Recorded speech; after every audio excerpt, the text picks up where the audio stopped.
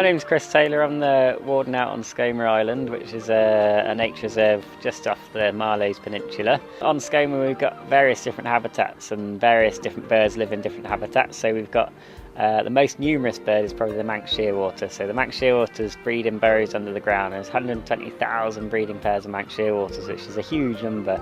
That's a hell of a lot of burrows. They do dig their own burrows, but it's a very fragile island because of it. There's also other burrowing seabirds, the puffins, which is what Skomer is probably well known for. Basically, we've got 12,500 puffins breeding in burrows under the ground.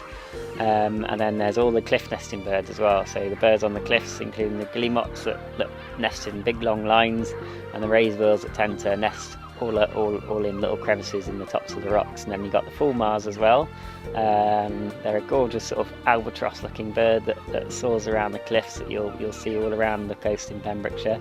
And then you've got, on top of that, you've got the land birds, so short-eared owls, little owls are breeding, and also things like meadowpipits and wrens and peregrine falcons and birds of prey like buzzards that all survive on the carcasses of rabbits.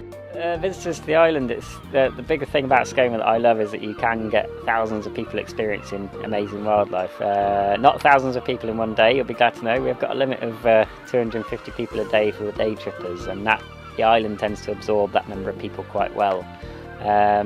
There's another way you can experience the island, and that's by coming and staying the night. So there's accommodation on the island, and the benefits of staying at night is that the puffins are pretty good in the evening, but also the Manx shearwaters come ashore when it's completely dark. So once the moon has set and the sun has set, there'll be complete darkness, and thousands of shearwaters are returning to their burrows to feed their chicks or to change over with their partners if they're still incubating. So it's a really noisy island because they've got this strange haunting call that old sailors used to say it carried the souls of dead sailors. So it's a haunting noise which sort of invades the place, and I'd highly recommend it to anybody.